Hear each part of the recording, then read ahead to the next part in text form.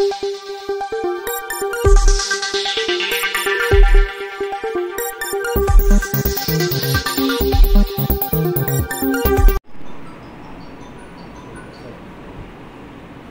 या ठिकाणी आपण पत्रकार परिषदेचं आयोजन केलेलं आहे। तर आजच्या या पत्रकार परिषदेचा आशय आणि विषय नेमका काय असणार आहे? नमस्कार। आज अहमदपूर इथं ही जी पत्रकार परिषद घेतलेली आहे, अहमदपूर तालुक्यातलं गुंजोटी नावाचं गाव आणि त्या गुंजोटी गावच्या रहिवासी त्या रुक्मिणीमाँ त्या आदिवासी समाजातले आहेत, विधवा आहेत, वयोवृद्ध आहेत, एका अर्थानं त्या निराधार आहेत।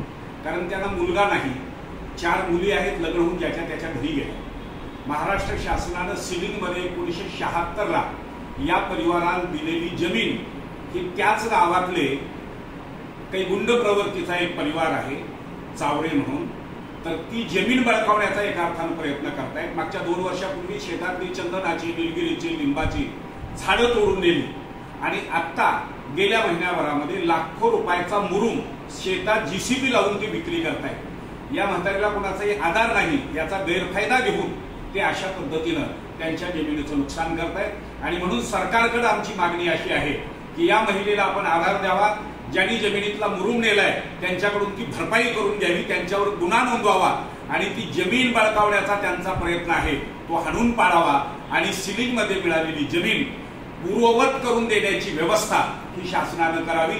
संबंधिताकडून त्या जमिनीचं नुकसान भरून घ्यावं अशी मागणी करण्यासाठी आज या ठिकाणी पत्रकार परिषद। मालक मजुरी करून खाणारे त्यातल्या त्यात एक बरे आहेत, जरा भजन कीर्तनामध्ये असतात, ते आहेत नवनाथ महाराज।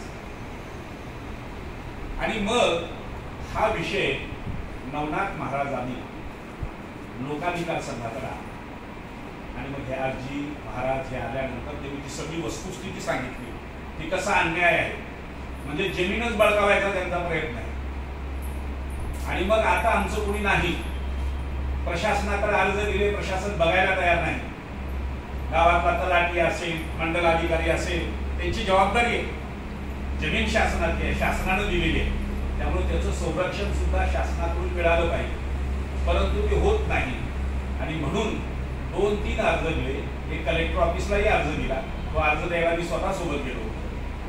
आता आपण शासनाकडे, प्रशासनाकडे आता आज निवेदन दिलं जाणार आहे, अर्जी निवेदन देणार आहे आणि त्या निवेदनाद्वारे आपण शासनाला इशारा देतो की हे तात्काळ थांबवा, हे जे कुणी गुंड आहेत त्यांचा बंदोबस्त करा, यांच्या जीविताचं संरक्षण करा, त्यांना जमिनीत येण्यास, शेतात येण्यास मज्जाव करा आणि शासनाची जमीन त्यांना सिलिंगद्वारे मिळालेली त्यांच्याच ताब्यात कशी राहील ही बघण्याची व्यवस्था सुद्धा प्रशासनाने केली पाहिजे।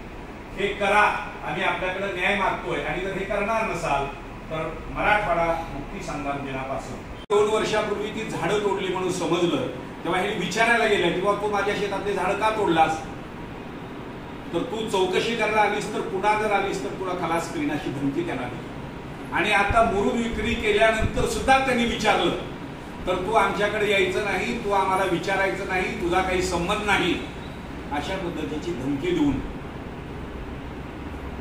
दबाव तंत्र ते वापरतायत। म्हणून शासनानं सिलिंगमध्ये मिळालेली जमीन आहे, या जमिनीचा कुठलाही व्यवहार करता येत नाही, ताबा कोणाला करता येत नाही, तेव्हा शासनानं तात्काळ याच्यावरची योग्य ती कार्यवाही करून संबंधिताला शेतात येण्यास मज्जाव करावा आणि या वयोवृद्ध आदिवासी महिलेला संरक्षण द्यावं यासाठीची ही मागणी।